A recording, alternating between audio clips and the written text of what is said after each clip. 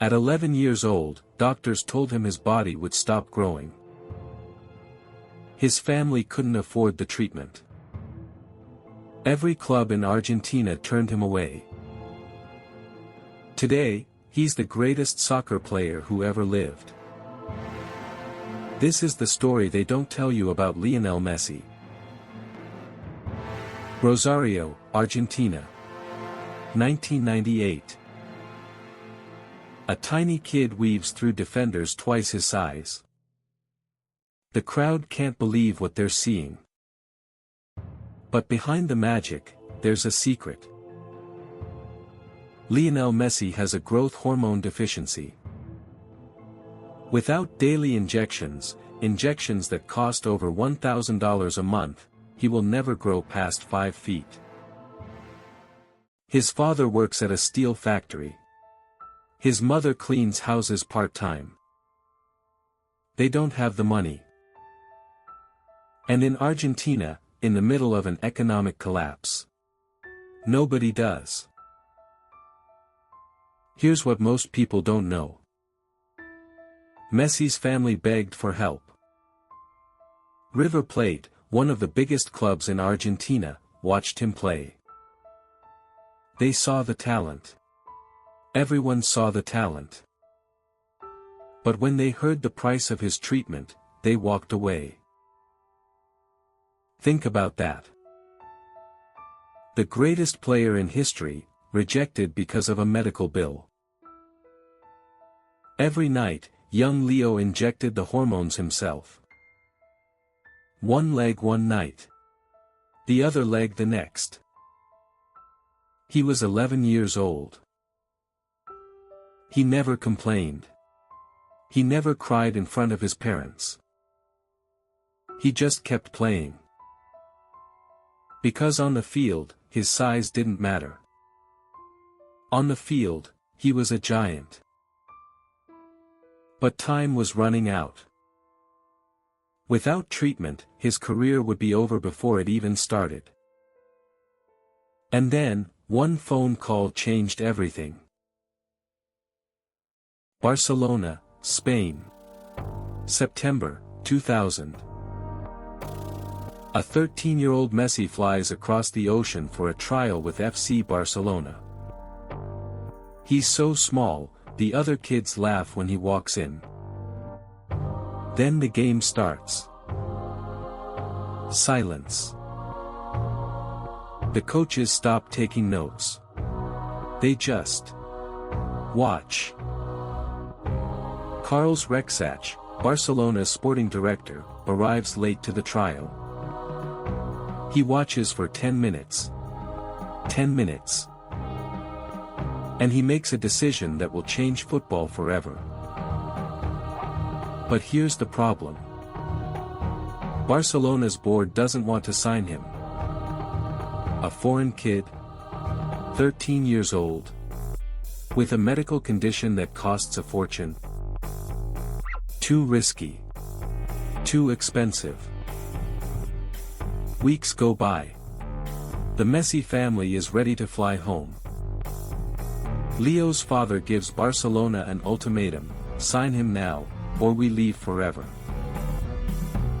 So on December 14, 2000, in a tennis club in Barcelona, Rexach grabs the only paper he can find. A napkin. And on that napkin, he writes the contract that secures Lionel Messi's future. A napkin. That's how close the world came to never knowing Messi. Barcelona pays for his treatment. The family moves to Spain.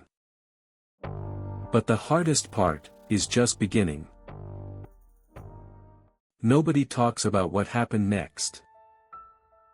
Leo is 13, alone in a foreign country.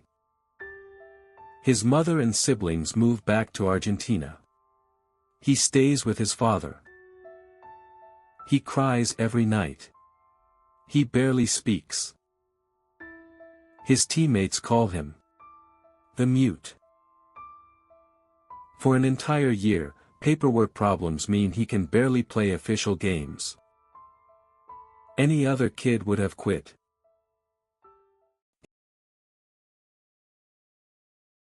He stayed after practice, hitting the same free kick, over, and over, and over. And slowly, the whispers started inside Barcelona's academy. Have you seen the little Argentine? He's different. He's the best we've ever had. By 16, he's training with the first team. Ronaldinho, the best player in the world at the time, tells the locker room. This kid will be better than all of us. He was right. What happens next is the greatest career in the history of sports. 8 Ballon d'Ors. Nobody else has more than 5. Over 800 career goals. 4 Champions League titles. And then, the one thing missing. December 18, 2022. Qatar. The World Cup final. Argentina vs France. The greatest final ever played. Messi, 35 years old, carrying the dream of an entire nation. The same nation whose clubs once said he was too small, too expensive, too risky. Penalties. The whole world holds its breath. Gonzalo Montiel steps up and scores. Argentina are world champions. Messi falls to his knees. The kid who injected himself every night in Rosario just completed football. So the next time someone tells you you're too small, too poor, too risky, remember the 11-year-old boy with needles in his legs, and a dream nobody believed in. Greatness isn't given. It's built. One injection, one rejection, one napkin at a time. If this story moved you, hit that like button, and subscribe. Because next week, I'm telling you the story of the player who was in prison 2 years before winning the World Cup. You won't believe who it is. See you in the next one.